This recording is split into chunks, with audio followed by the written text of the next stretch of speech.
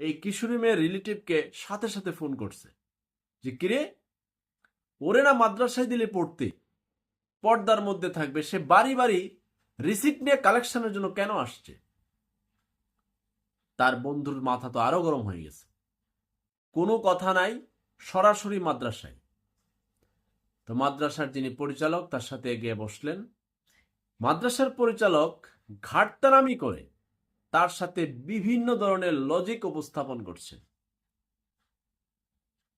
ঘটনা পরিস্থিতি আরো বড়র দিকে যাচ্ছে।